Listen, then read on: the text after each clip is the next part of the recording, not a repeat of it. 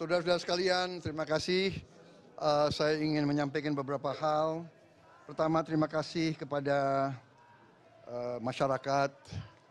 Terima kasih kepada KPU yang telah menyelenggarakan debat dengan kualitas yang baik. Juga terima kasih teman-teman media. Ya.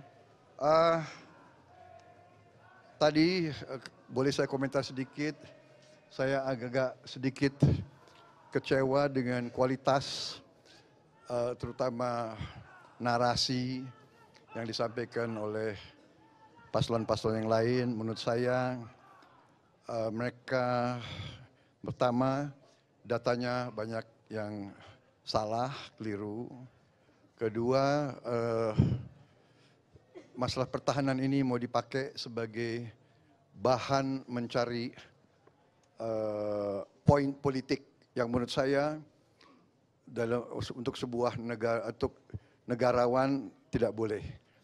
Pertahanan adalah sakral dan tadi kalau tidak salah ada paslon yang mengatakan untuk pertahanan tidak ada rahasia.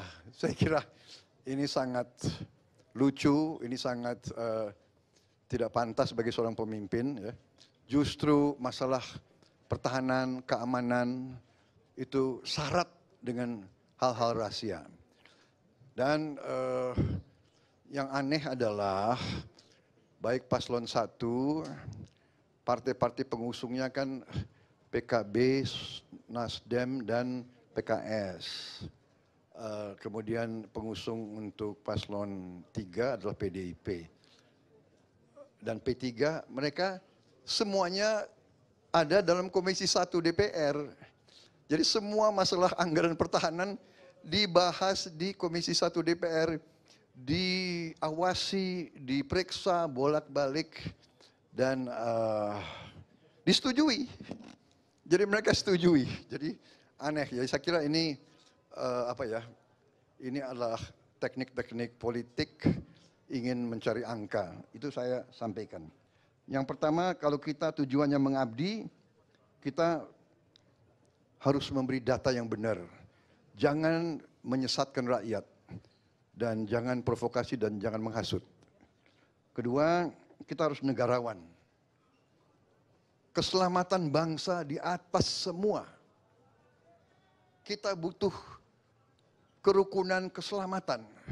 Jangan karena ambisi ingin jadi presiden, ingin jadi wakil presiden, seenaknya bicara. Ya, ini saya kira tidak pantas. Saya terus terang aja saya agak kecewa. Tapi sudahlah, tidak apa-apa. Saya percaya dengan rakyat, kami di depan rakyat yang punya akal, rakyat punya hati, rakyat yang akan menilai.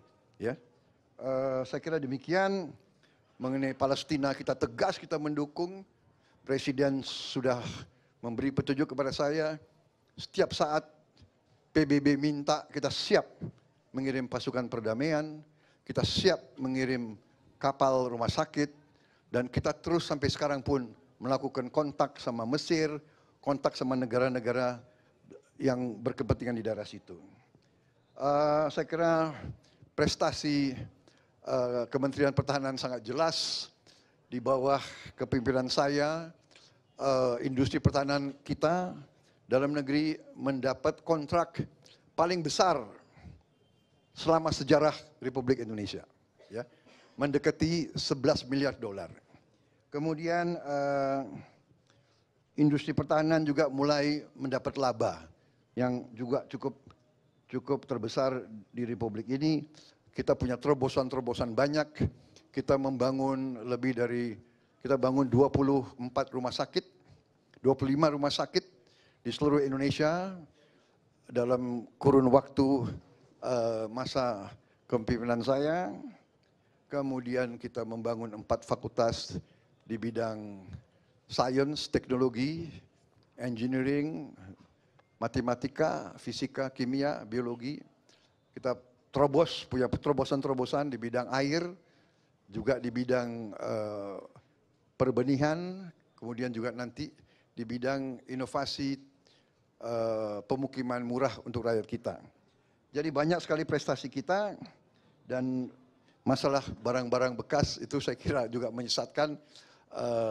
Alat-alat perang itu usianya rata-rata 30 tahun.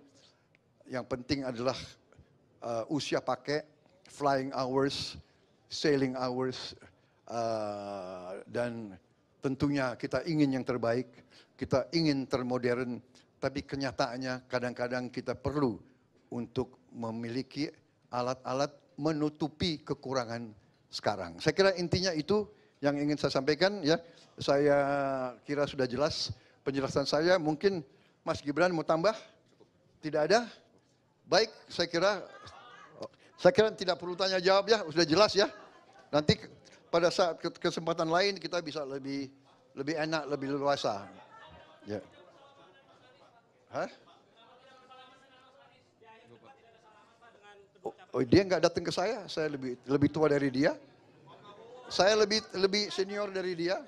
Ya, oke, terima kasih. Soal konflik di Gaza doang Pak, sedikit Pak. Baik, terima kasih Pak Prabowo, Mas Gibran. Baik, dengan demikian berakhir sesi press con kita Q&A. Terima kasih rekan-rekan media. Wassalamualaikum warahmatullahi wabarakatuh.